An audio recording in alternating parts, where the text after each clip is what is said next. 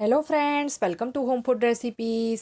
આજે આપણે બનાવીશું એકદમ નવી રીતે નવા સ્વાદમાં નાના મોટા દરેકના મનપસંદ વડાપાઉં, જે કદાચ જ તમે પહેલાં ક્યારેય આ રીતે બનાવીને ખાધા હશે. એક વડાપાઉં અહીંયા હું તમને કટ કરીને પણ બતાવું છું. ઉપરથી ક્રિસ્પી અને અંદરથી સોફ્ટ કલરફુલ આ વડાપાઉં ખાવામાં પણ ખૂબ જ ટેસ્ટી લાગે છે અને બનાવવામાં પણ એકદમ સરળ છે. આ વડાપાઉંને બનાવવાની રીત પણ એકદમ અલગ છે. તો ચલો એને બનાવવાનું શરૂ કરીએ. સૌથી પહેલાં આપણે સ્ટફિંગ માટે એક પેનમાં 1 ટેબલસ્પૂન જેટલું તેલ ઉમેરી દઈશું. તેલ ગરમ થાય એટલે આપણે એમાં 5 ચમચી રાઈ ઉમેરીશું, 5 ચમચી જેટલું જીરું ઉમેરીશું, અડધી ચમચી આપણે એમાં વરિયાળી ઉમેરીશું. વરિયાળી ઉમેરવાથી જે સ્ટફિંગ છે એનો સ્વાદ ખૂબ જ સરસ આવે છે. 5 ચમચી જેટલી એમાં આપણે હિંગ ઉમેરી દઈએ. 8 થી 10 આપણે મીઠા લીમડાના પાન ઉમેરીશું. હવે એની અંદર આપણે વાટેલા આદુ, લસણ અને લીલા મરચાં ઉમેરીશું, જેમાં અહીંયા મેં 10 થી 12 લસણની કળી, 5 ટુકડો આદુનો અને 2 નંગ લીલા મરચાં લઈને ખાંડીમાં જ વાટીને લીધા છે. તો આ આદુ, લસણ, મરચાંને આપણે અડધી મિનિટ માટે સાંતળી લઈએ, જેથી એમાં કોઈ પણ કચાશ ના રહે. તો અડધી મિનિટ સાંતળી લીધા પછી આપણે એમાં હાફ ટીસ્પૂન એટલે કે અડધી ચમચી જેટલી હળદર ઉમેરી દઈએ. બરાબર આપણે હળદરને મિક્સ કરી લઈશું. અને હવે એની અંદર આપણે બાફેલા બટાકાનો માવો ઉમેરીશું. અહીંયા મેં 250 ગ્રામ જેટલા બટાકા લઈને એને બાફીને છોલીને મેશ કરી લીધા હતા. સ્વાદ મુજબ એમાં મીઠું ઉમેરી દઈએ. હવે બરાબર મિક્સ કરીને આપણે આ જે બટાકાનો માવો છે એને ફક્ત 2 થી 3 મિનિટ માટે કૂક કરવાનો છે. વધારે કૂક કરવાની જરૂર નથી. તો 2 થી 3 મિનિટ અહીંયા મેં બટાકાના માવાને કૂક કરી લીધો છે. 2-3 મિનિટ કૂક થઈ જાય એ પછી આપણે એની અંદર 1 ચમચી જેટલો લીંબુનો રસ ઉમેરી દઈશું. થોડો ખાટો મીઠો સ્વાદ આવે એ માટે આપણે લીંબુનો રસ ઉમેર્યો છે. અડધી ચમચી ખાંડ ઉમેરી દઈશું અને 2 ટેબલસ્પૂન જેટલા ઝીણા સમારેલા લીલા ધાણા ઉમેરી દઈશું. હવે આપણે બરાબર મિક્સ કરીને જે ગેસની ફ્લેમ છે એને બંધ કરી દઈશું. આ આપણો બટાકાનો માવો મસાલો બનીને તૈયાર છે. હવે બેસનનું ખીરું બનાવવા માટે એક બાઉલમાં 1 કપ જેટલો ચાળેલો બેસન ઉમેરીશું, જે ગ્રામમાં 80 ગ્રામ છે. 2 ટેબલસ્પૂન ચોખાનો લોટ ઉમેરવાનો છે, જેનાથી જે વડાપાવનો આઉટર લેયર છે એ ક્રિસ્પી બનશે. 5 ચમચી આપણે એમાં હળદર ઉમેરી દઈએ. સ્વાદ મુજબ એમાં આપણે મીઠું ઉમેરી દઈશું.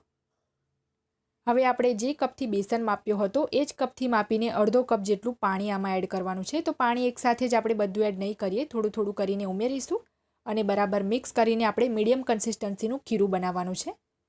વધારે પતલું કે વધારે ગાઢું નહીં એવું ખીરું રાખીશું. તો ટોટલ અહીંયા અડધો કપ એટલે કે 120 ml આપણે પાણી એડ કરી દીધું છે. તો બરાબર એને મિક્સ કરી લઈએ. તો તમે જોઈ શકો છો આપણું મીડિયમ કન્સિસ્ટન્સીનું ખીરું બનીને તૈયાર છે. હવે વડાપાઉં બનાવવા માટે અહીંયા મેં 2 પાઉં લીધા છે. એક જ પાઉંને 2 ભાગમાં કટ કરીને મેં જે બ્રાઉન હિસ્સો છે એનો હટાવી દીધો હતો. તો એકની ઉપર આપણે આ રીતે ગ્રીન લસણની તીખી ચટણી લગાવીશું. એક પાઉં ઉપર જ આપણે લસણની તીખી ચટણી લગાવવાની છે. જે બીજો પાઉં છે એની ઉપર આપણે ગ્રીન તીખી ચટણી લગાવીશું. આટલા સ્ટફિંગમાં અને આટલા ખીરુંમાં ટોટલ આ રીતના 4 વડાપાઉં બનીને તૈયાર થશે. હવે આપણે જે લસણની ચટણીવાળો પાઉં છે એના પર થોડું ચીઝ છીણી લઈએ, જેથી વડાપાઉંનો સ્વાદ વધારે સારો આવે. ચીઝ ટોટલી ઓપ્શનલ છે. તો હવે જે ગ્રીન ચટણીવાળો બ્રેડ છે આપણે આની પર આ રીતે ઢાંકી દઈશું અને હળવા હાથે થોડું પ્રેસ કરી લઈશું. હવે આની ઉપર આપણે જે બટાકાનો મસાલો બનાવ્યો હતો એ મૂકી દઈશું. મસાલો થોડો ઠંડો થાય પછી મૂકવાનો છે. તો જે પાછળની સાઈડ છે બીજી સાઈડ, ત્યાં પણ આપણે બટાકાનો આ જ રીતે મસાલો મૂકી દેવાનો છે. સરસ એને સ્પ્રેડ કરી દેવાનો છે. ગેસ ઉપર મેં તેલ પણ ગરમ કરવા માટે મૂકી દીધું છે. તો બંને સાઈડ આ રીતે આપણે સરસ દબાવીને માવો લગાવી દેવાનો છે. એ પછી આપણે જે બેસનનું ખીરું બનાવ્યું હતું એની અંદર આખું વડાપાઉં ડીપ કરી દઈશું અને ચમચીથી ઉપર આ રીતે થોડું થોડું બેસન એડ કરીને આખો વડાપાઉં એમાં કોટ કરી લેવાનો છે. હવે સાવધાનીથી ઉઠાવીને આપણે આ જે આખો વડાપાઉં છે એને ગરમ તેલની અંદર મૂકી દઈશું. સેમ આ જ રીતે આપણે બીજો પણ એક વડાપાઉં તેલમાં એડ કરી દેવાનો છે અને ફાસ્ટ ફ્લેમ પર આપણે એને ફ્રાય થવા દઈશું. તમે ચાહો તો આ રીતે ગરમ ગરમ તેલ એડ કરીને પણ એને ફ્રાય કરી શકો છો, તો એ જલ્દી તળાઈ જશે. અને ફ્લેમ એકદમ ફાસ્ટ રાખવી, નહીં તો વડાપાઉં ઘણું બધું તેલ એબ્ઝોર્બ કરીને ઓઇલી થઈ જશે. તો જ્યારે 2 થી 3 મિનિટ પછી એક સાઈડથી આપણો વડાપાઉં ફ્રાય થઈ જાય તો આપણે બીજી બાજુ આ રીતે એને ફેરવી લઈશું અને બીજી બાજુથી પણ ક્રિસ્પી અને ગોલ્ડન બ્રાઉન થાય ત્યાં સુધી 2-3 મિનિટ તળાવવા દઈશું. ટોટલ 6 થી 7 મિનિટ પછી આપણો વડાપાઉં બંને બાજુથી ક્રિસ્પી અને ગોલ્ડન બ્રાઉન થઈ ગયો છે. તો આપણે ઝારાની મદદથી એને બહાર કાઢી લઈએ. જે થોડું એક્સ્ટ્રા તેલ છે આ રીતે નિતારીને આપણે એક પ્લેટમાં એને લઈ લઈશું.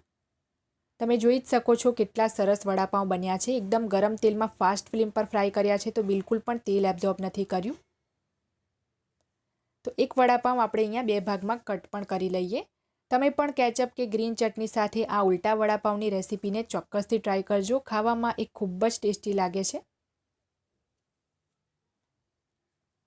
જો તમને મારી આજની આ વડાપાઉંની રેસીપી પસંદ આવી હોય તો મારા વિડીયોને લાઇક કરી, શેર કરી, ચેનલને સબસ્ક્રાઇબ જરૂરથી કરજો.